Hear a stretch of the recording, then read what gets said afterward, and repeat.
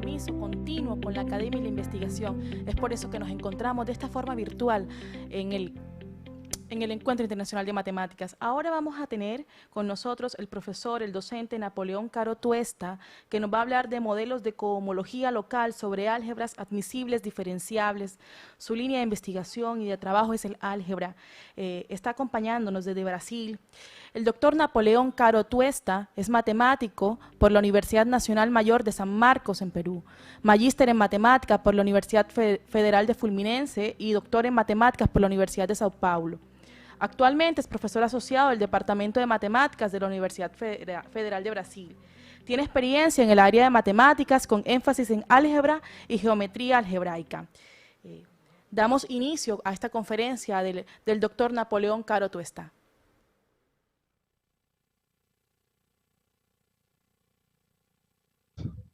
Muchas gracias a todos los miembros organizadores del Encuentro Internacional de Matemáticas por la invitación para participar de este importante encuentro. En especial quería agradecer al profesor doctor Alfredo Roa por la invitación que me hizo para participar de este evento.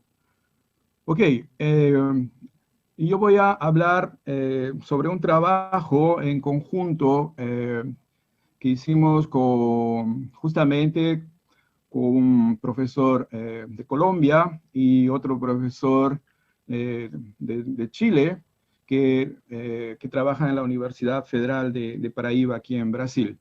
Entonces voy a hablar sobre módulos de cohomología local, sobre álgebras admisibles diferenciables. Bien, entonces el objetivo de esta charla es la siguiente.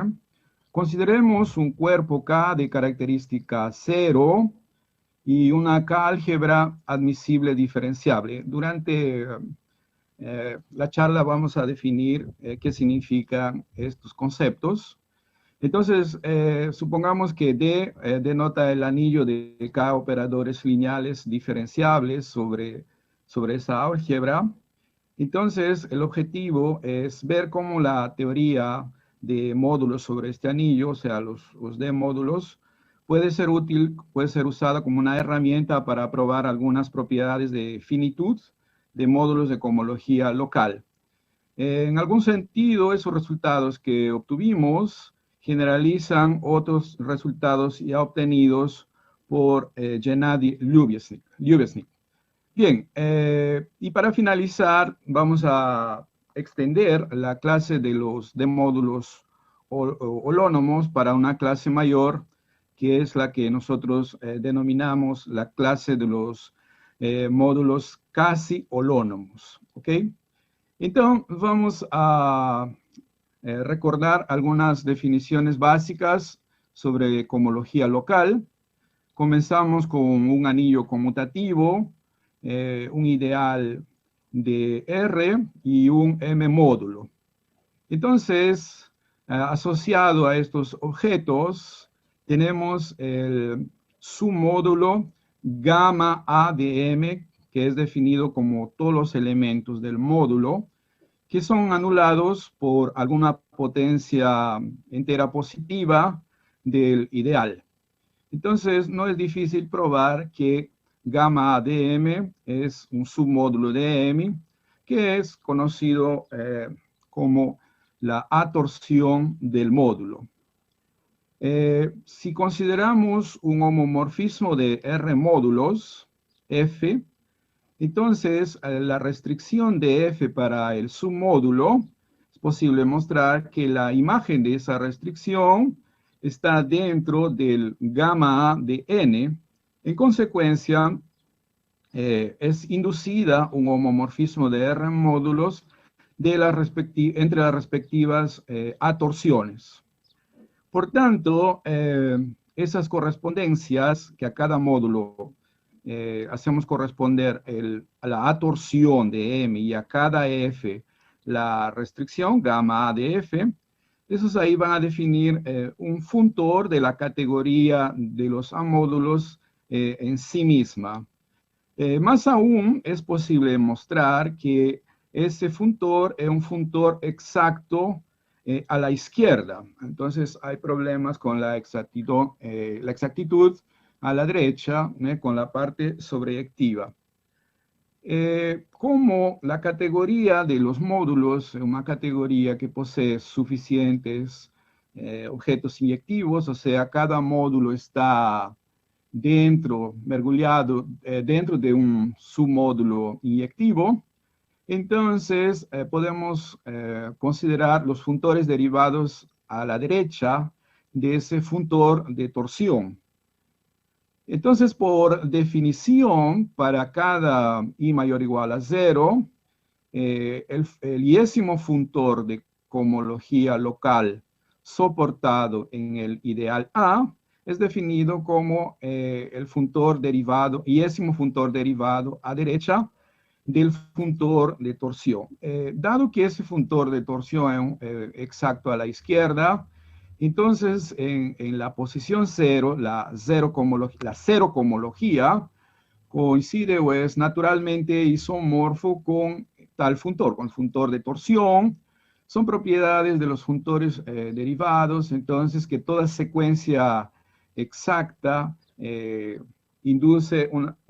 toda secuencia exacta corta induce una secuencia exacta larga, y además de eso, para i mayor o igual a 0, los funtores aplicados en módulos inyectivos se anulan.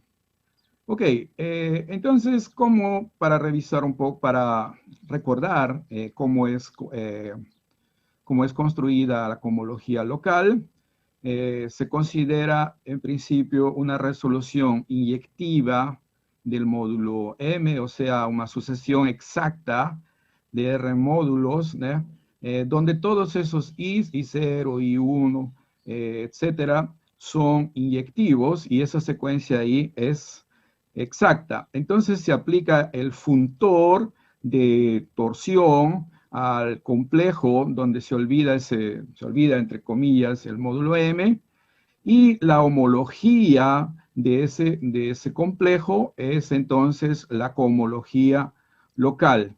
Bueno, es posible probar en general dentro del contexto de la álgebra homológica que esta cohomología es independiente de la resolución inyectiva considerada. Entonces está bien definida esa cohomología local. Ahora, para nuestros efectos, es importante ver otra forma de calcular estos módulos de cohomología local, y es a través del llamado complejo de Chet algebraico, ¿no?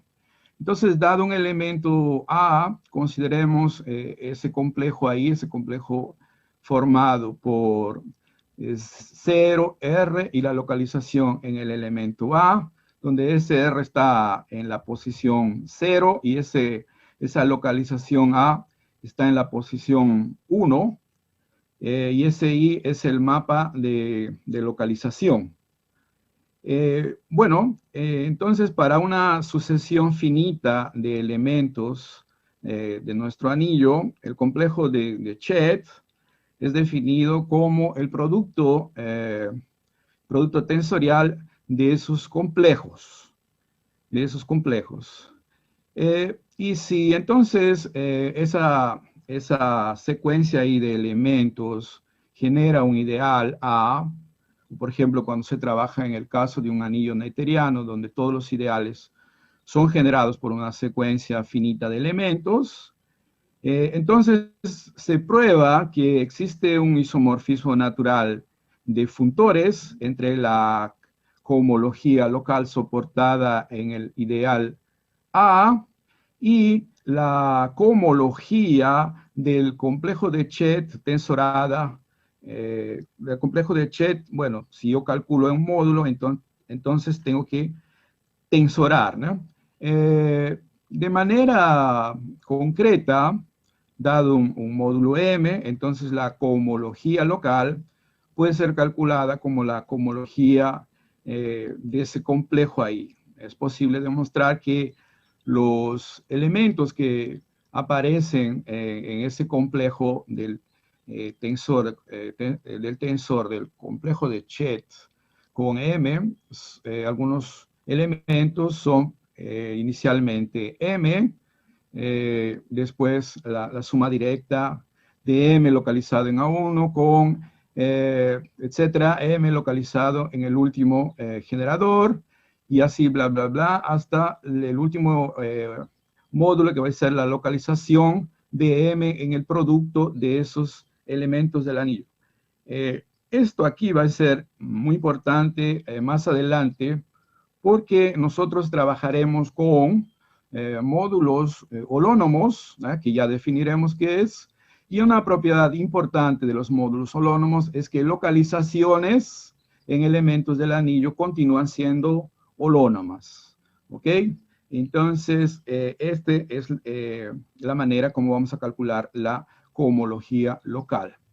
Bien, el segundo paso es entender un poco el concepto de anillos de operadores diferenciables. Entonces, vamos a recordar de qué se trata. Vamos a considerar un cuerpo de característica, un cuerpo K de característica 0 y una álgebra conmutativa R sobre K. Bien, entonces, ¿cómo se define el anillo de operadores diferenciables? El anillo de operadores diferenciables viene a ser la unión de los operadores de orden finito. ¿Qué significa eso? Inicialmente definimos el D0 como siendo R, donde R está identificado con los operadores que son resultado de multiplicar por ese elemento del anillo. Cada elemento es identificado con el operador producto, y inductivamente definimos el DI dentro del anillo de K endomorfismos lineales como aquellos operadores K-lineares de R en R, de tal forma que el conmutador con cualquier elemento del anillo, ese elemento del anillo visto como un operador multiplicación. Entonces, este conmutador es la composición de P con R menos R compuesto con P. Entonces, esto tiene que estar dentro de D y menos 1. Por eso es que se define de manera inductiva. Y entonces, como ya dije, el anillo de operadores es definido como la unión de todos esos operadores de orden finito. Muy bien. Algunas propiedades de esos operadores finitos es que cada DI es un RR subbimódulo del anillo de endomorfismos. Tiene una estructura de módulo a izquierda y módulo a derecha, compatible, ¿no? Con la estructura K-lineal. El anillo el D1 puede ser probado que es igual a la suma directa de los operadores de orden 0 con el módulo de derivaciones, de K derivaciones de R. Otra propiedad importante es que si nosotros operábamos anillos de orden finito I con orden finito J, van a caer dentro del orden I más J, y el conmutador de dos operadores, uno de orden I y otro de orden J, va a estar dentro de DI más J menos 1. Eso de aquí va a ser importante por lo siguiente. Bien, esos operadores de orden finito realmente forman una filtración de nuestro anillo. Por tanto, podemos asociarle un anillo graduado asociado, ¿no? Que sería la suma directa de sus cocientes, DI sobre DI menos 1. Entonces, la propiedad D que mencionamos anteriormente, el conmutador cae en una posición 1 a menos, hace que ese graduado asociado sea realmente un anillo conmutativo. Ok, nosotros estamos interesados en anillos graduados asociados, ¿no? De tipo diferenciable. Mejor dicho, estamos asociados en graduados que sean noetherianos, regulares. Entonces, cuando eso ocurre, nosotros decimos que el anillo de operadores es de tipo diferenciable, ¿no? bueno, además de la condición de ser netteriano irregular, es exigido que los ideales maximales graduados, ¿no? Tengan la misma altura. Eh, por ejemplo, cuando el anillo R es, por ejemplo, un anillo de polinomio sobre ese cuerpo de características cero, o anillos de series de potencias formales, o series de potencias convergentes con coeficientes, por ejemplo, sobre los complejos o sobre cuerpos valuados. Entonces, esos anillos de operadores son de tipo diferenciable, en el sentido que definimos arriba. Y en ese caso es fácil, bueno, no tan difícil, probar que el graduado asociado es un anillo de polinomios con coeficientes en R. En particular, entonces, como la dimensión de Krull de ese tipo de anillos va a ser 2n, la dimensión de R, que es n, más la cantidad ahí de indeterminadas, que también es igual a n. Ok, entonces, supongamos que nosotros tenemos un anillo de operadores diferenciables de tipo diferenciable.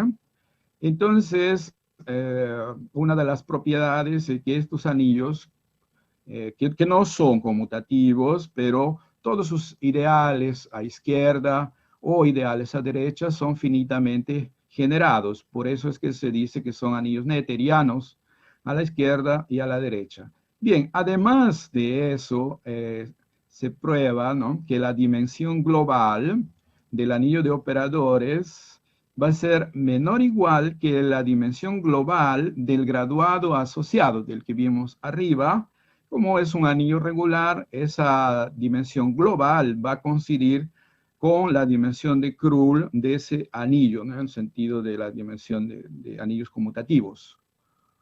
Ok, otra cosa muy importante es que si nosotros tomamos un módulo a la izquierda, puede ser a la derecha, vamos a fijar a la izquierda un módulo finitamente generado. Entonces, todo módulo puede ser finitamente generado, puede ser equipado con una buena filtración. ¿Qué significa eso? Una sucesión creciente de subgrupos aditivos del módulo con las siguientes condiciones. Para índices suficientemente negativos, todos son ceros, o a partir de un índice negativo, todo el mundo a la izquierda se anula, la unión de todos esos subgrupos aditivos es el módulo, y operadores de orden I multiplicados por elementos de ese grupo aditivo de orden J van a caer dentro de I más J, lo que se requiere de una filtración.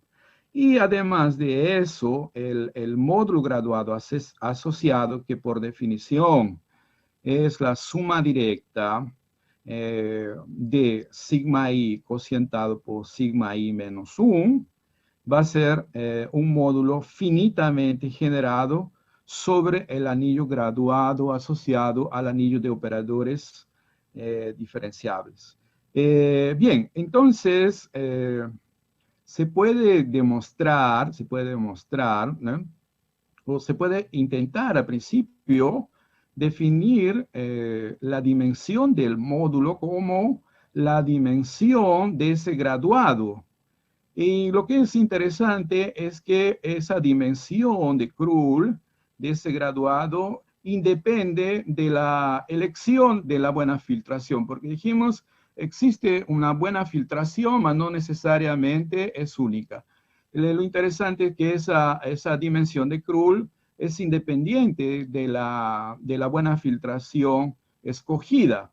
Entonces, podemos definir lo que se llama la dimensión de Bernstein, en honor a Joseph Bernstein, que trabajó bastante sobre de módulos. Entonces, la dimensión de ese módulo finitamente generado va a ser igual a la dimensión del módulo graduado asociado sobre el graduado, sobre el anillo de operadores. Muy bien, entonces es un trabajo que ya mencionaremos al final. Mechwood, juntamente con Narváez Macarro, demuestran que la dimensión de Bernstein es mayor o igual que la dimensión del graduado asociado al anillo de operadores, menos la dimensión global de ese anillo, que ya vimos que esa dimensión global es menor o igual. Entonces esa diferencia es no negativa, y esa diferencia no negativa es acotada por la dimensión de Bernstein. Los módulos que son interesantes en ese contexto son aquellos para los cuales esa igualdad es válida, y son los llamados módulos holónomos, o sea, aquellos para los cuales esa desigualdad se transforma en una igualdad, dimensión de un módulo holónomo, entonces es la dimensión del graduado asociado a D menos la dimensión global de ese anillo de operadores, ¿no? Por ejemplo, en los casos que mencionamos anteriormente, cuando el anillo es un anillo de series de potencia o un anillo de polinomios, vimos que la dimensión dimensión global, por ejemplo, en el caso de los anillos sobre polinomios, que son las álgebras de Weyl, la dimensión es n, el otro caso probado por Bjork también es n. Por tanto, un D-módulo finitamente generado va a ser holónomo, ¿no? Si solamente si la dimensión es igual a la diferencia de esas respectivas dimensiones, 2n menos n, o sea, la dimensión de un módulo holónomo es justamente n, la menor, siempre en general es mayor o igual a n, entonces cuando es justamente n, es un módulo holónomo. Bien, en cualquiera de esas situaciones es mostrada en los casos clásicos, álgebras de Weyl, o sobre series de potencia. Los módulos holónomos forman una categoría de ser, una subcategoría plena de los D-módulos, que es sabeliana, en verdad, y que submódulos, módulos cocientes y extensiones de módulos holónomos continúan siendo holónomos. Además de eso, el anillo R tiene una estructura natural de D-módulo y es probado que con esa estructura natural es un módulo holónomo. Y lo que mencionábamos al inicio, que si tenemos un módulo holónomo y F es un elemento cualquiera del anillo, la localización de M con respecto a ese elemento tiene una estructura natural de módulo y además de eso es holónomo. Entonces, en particular, los módulos de cohomología local que pueden ser calculados, ya vimos, usando complejo de Chet, y ahí aparecen esas localizaciones.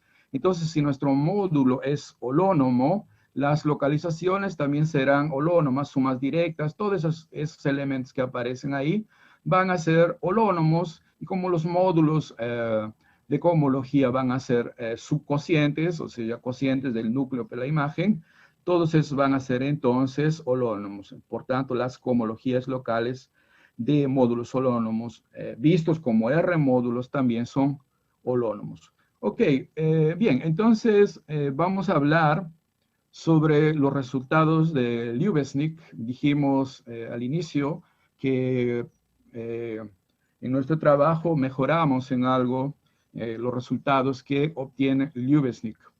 La importancia del trabajo de Ljubeznik es grande porque fue el primero en introducir las herramientas de los D-módulos en el contexto de la álgebra conmutativa para probar justamente propiedades de finitud. Entonces, él trabajó inicialmente sobre anillos de series de potencia y el D va a ser el anillo de operadores respectivo. Entonces, son válidas las siguientes afirmaciones. La dimensión inyectiva, SM inicialmente es un módulo sobre D. Entonces, visto como R módulo, o sea, restricción, la dimensión inyectiva siempre es menor o igual que la dimensión de Krull del módulo. En particular, si la dimensión de Krull del módulo es 0, la dimensión inyectiva va a ser 0 y por tanto M será un módulo inyectivo. Otra propiedad importante es que si M es finitamente generado como un módulo sobre el anillo de operadores, no necesariamente holónomo, entonces el conjunto de primos asociados de M como R módulo es finito. Cuando M es holónomo, ¿sí? Entonces es posible mostrar que todos los números de base de ese módulo como R módulo son finitos. Los números de base son aquellos que aparecen en la descomposición, o mejor, cuando nosotros obtenemos o escogemos una resolución inyectiva minimal del módulo y descomponemos como sumas directas de extensiones esenciales, y ahí aparecen los números, esos exponentes que pueden ser calculados como dimensiones de ciertos módulos X. Esos son los llamados módulos de base. Entonces son finitos en el caso holónomo. Bien, utilizando los resultados anteriores y usando, por ejemplo, eh, resultados de Cohen, ¿eh? Entonces, Liubeznik prueba que en el caso de una álgebra K, de una K álgebra regular, ¿no? K es siempre un cuerpo de características cero, ya un ideal, ¿no? Entonces, si M es un ideal maximal, el módulo de cohomología local soportado sobre ese maximal, de módulos de cohomología local soportados en A, son siempre módulos inyectivos. Por ejemplo, cuando es sabido en cohomología local, si el módulo es finitamente generado, entonces la cohomología local son artinianos, por tanto van a tener dimensión cero, pero aquí estos módulos de cohomología soportados en A son, en general, no finitamente generados. Por eso que es importante este, este resultado, ¿no? Bien, la dimensión inyectiva de esos módulos de cohomología local son menores o iguales que la dimensión de Krull, y en particular, obviamente, si la dimensión de Krull es cero, los otros van a tener dimensión inyectiva cero y por tanto serán módulos inyectivos. Además de eso, para cualquier ideal maximal de R, el conjunto formado por los primos asociados de ese módulo de cohomología que están contenidos en M es finito. Y además de eso, todos los números de base de ese módulo de cohomología son finitos. Muy bien, esos son los resultados de Liubeznik. Nótese que los resultados de Liubeznik fueron probados básicamente para el anillo. Entonces, nosotros vamos a tratar de mostrar resultados semejantes y extender dentro de lo posible esos resultados obtenidos, pero para módulos. Bien, para eso necesitamos una buena teoría de módulos, o sea, álgebras interesantes que permitan hablar de módulos holónomos y esas cosas, así como en el caso de las álgebras de serie de potencia o anillos de polinomios. Y esas álgebras son las que Navarro, Narváez-Macarro, denomina como álgebras admisibles diferenciables. Por definición, es una álgebra conmutativa, obviamente, que como anillo es netteriano regular y además de eso satisface tres propiedades. Es equidimensional en el sentido de que las alturas de cualquier ideal maximal es igual a n, equidimensional de dimensión n. Además de eso, cuando localizamos, entonces los cuerpos residuales, localizamos en anillos maximales, se exige que esos cuerpos residuales sean extensiones algebraicas del cuerpo base K. Y además de eso, el módulo de K derivaciones, exigido que sea un módulo proyectivo, finitamente generado y de posto bien definido igual a n, o sea, en sentido de que todas las localizaciones que van a ser módulos libres, ¿no? Porque proyectivos sobre anillos locales son módulos libres. Entonces van a tener el mismo, disculpa, posto está en portugués, debería ser rango, de rango N en español, ¿no? Y además he exigido que la aplicación canónica del tensor de las derivaciones con la localización del anillo en M es sobre el anillo de K derivaciones del localizado en M. Esa aplicación canónica exigimos que sea un isomorfismo para todo ideal maximal del anillo. Bueno, en realidad debo corregir aquí, fue Núñez Betancourt, como vamos a hablar aquí, quien introdujo esa condición A3. Las condiciones que mencionamos anteriormente fueron introducidas por Mechwood y Narváez Macarro, ¿sí? Y las condiciones, disculpa, A1 y A2 fueron introducidas por Mechwood y Narváez Macarro, además de una tercera condición, que es una condición mucho más natural que la condición A3, porque, por ejemplo, las derivaciones usuales sobre anillos de polinomios y anillos de series de potencia tienen esa propiedad. Existen derivaciones lineales y elementos A1 a N, tales que al operar los DI sobre los AJ es igual al delta IJ, el delta de Kronecker, ¿no? O sea, igual a 1 si igual a J, 0 en caso contrario. En el caso de las series de potencia o anillos de polinomios, los elementos del anillo son justamente esas indeterminadas y esas derivaciones, como ya dije, son las usuales. Bien, entonces, recapitulando, A1, A2 y A3, A3 línea, son introducidos por Mechwood, Narváez Macarro. Narváez Macarro las llama de álgebras admisibles diferenciables fuertes, y la condición A3 sustituye a la condición A3 línea, es introducida por el mexicano Núñez Betancourt, ¿sí? Bueno, y él prueba de que esa clase de álgebras admisibles diferenciables es una clase mayor que la clase de admisibles diferenciables fuertes. Aquí faltó la palabra fuertes en general, pero es posible mostrar, gracias a un resultado de Nomura, que en el caso local esas condiciones coinciden, o sea, álgebras diferenciables fuertes o álgebras diferenciables son el mismo concepto en el caso local.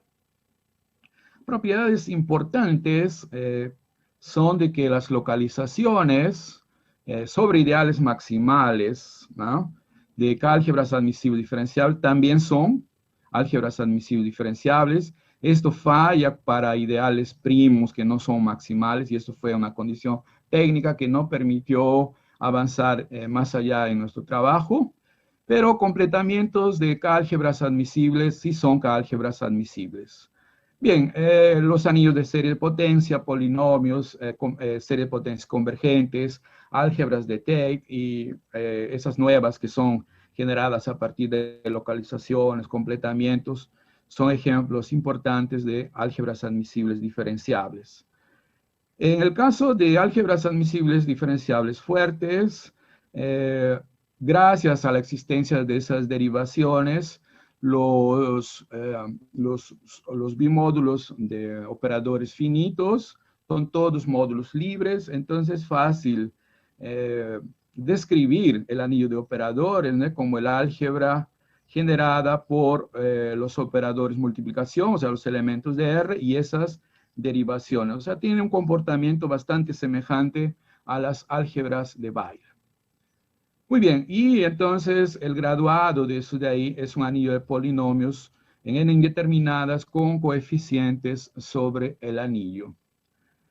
Lo interesante de estas álgebras admisibles es que ellas son de tipo diferenciable. Betancourt muestra eso en su trabajo, calcula la dimensión global del anillo de operadores, que coincide con la dimensión del anillo R, que es n, equidimensional, y la dimensión del graduado asociado es 2n. Por tanto, entonces, un módulo va a ser holónomo si solamente si su dimensión, la dimensión de Bernstein, es igual a la diferencia de esas dimensiones, o sea, n, ¿correcto?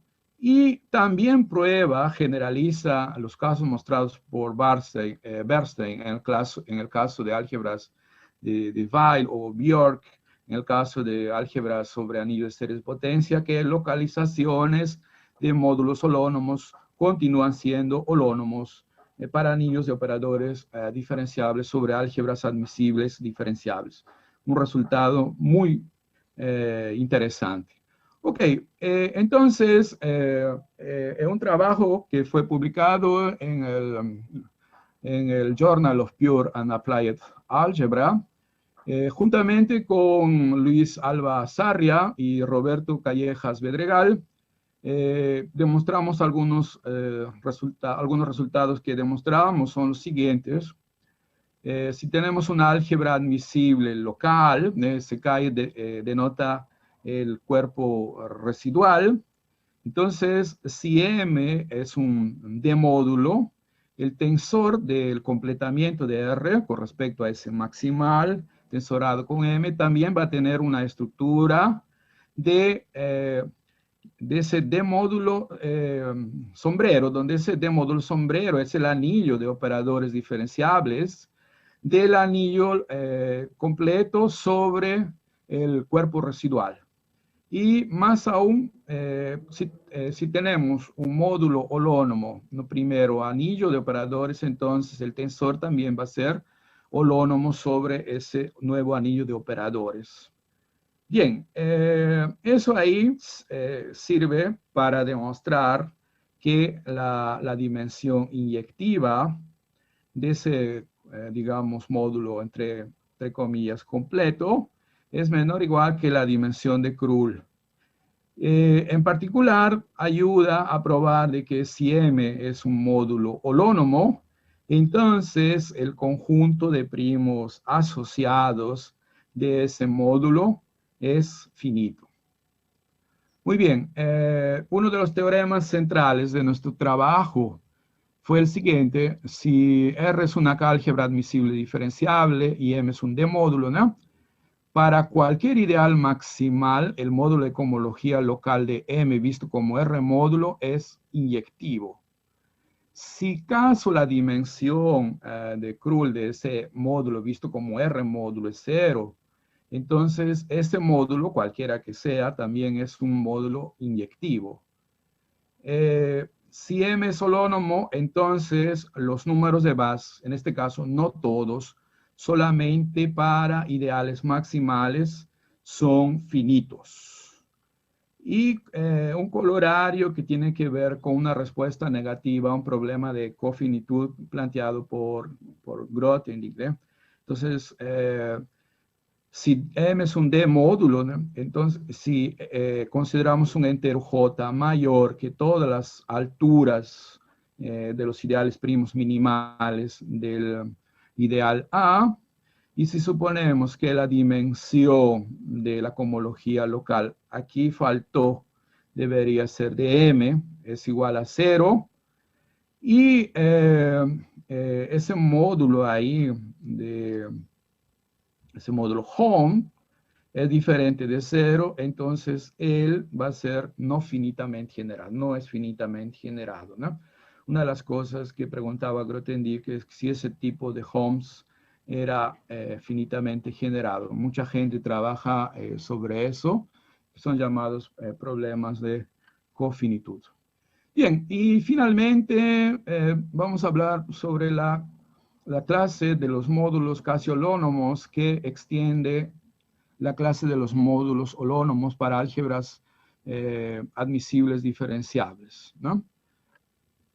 Bien, dado un D-módulo, nosotros introducimos un invariante que llamamos de tau m, como por definición va a ser el ínfimo de todos los grados.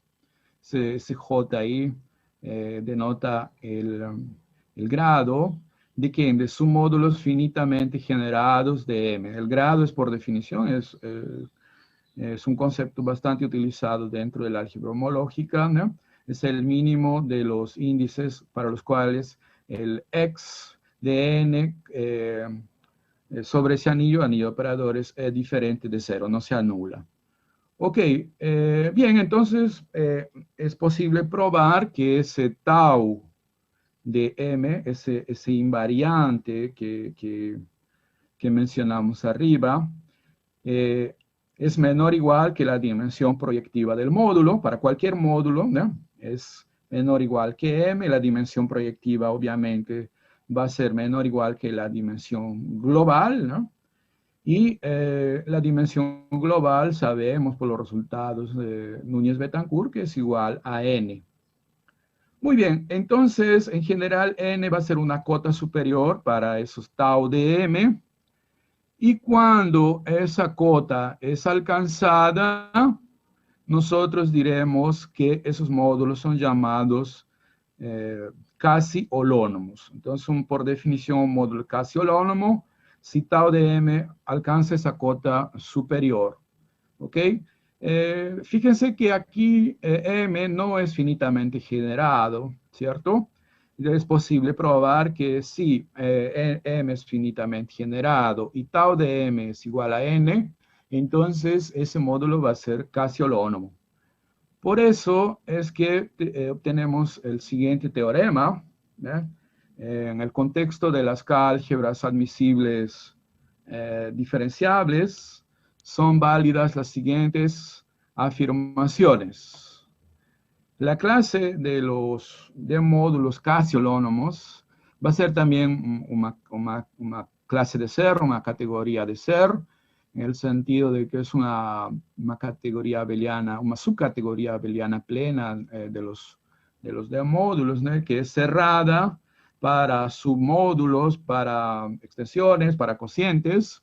Y además de eso, módulos holónomos son casi holónomos, pero la clase de los casi holónomos es en general mayor.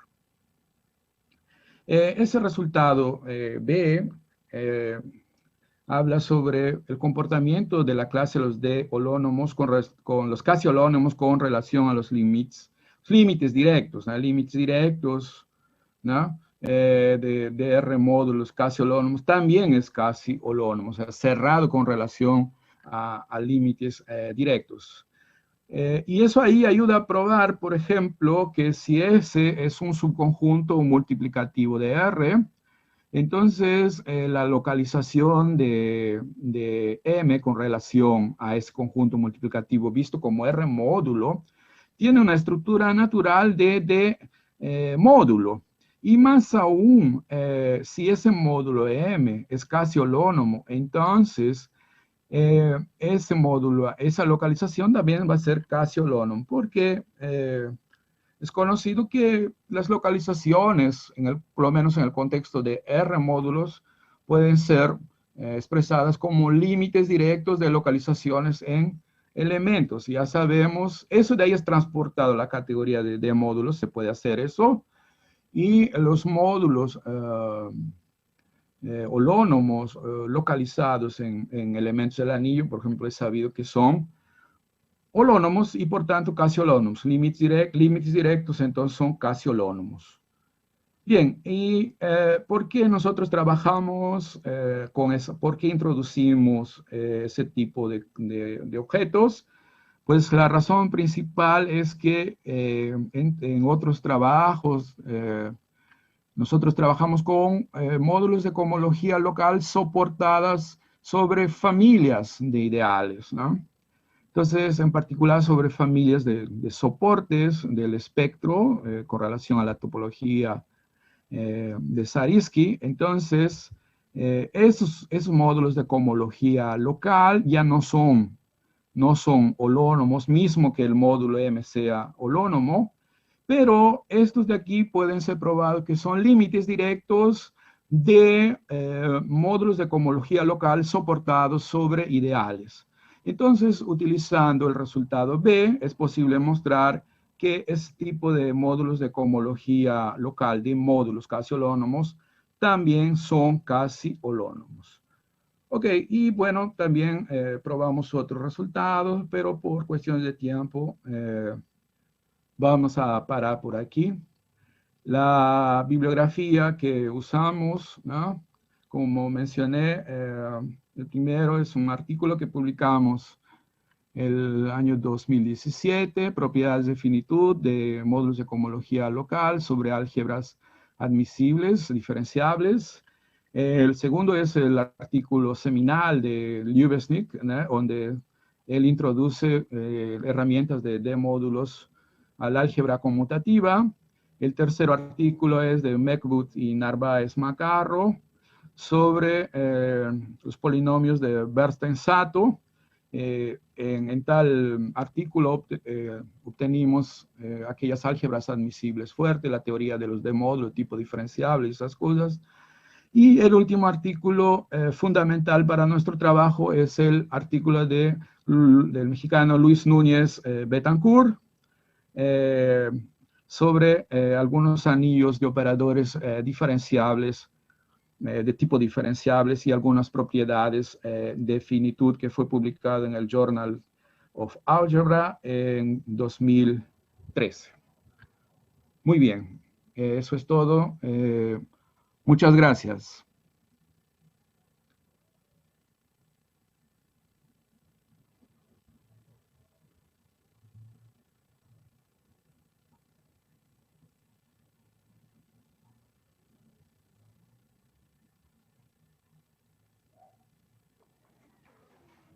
Gracias a usted, profesor.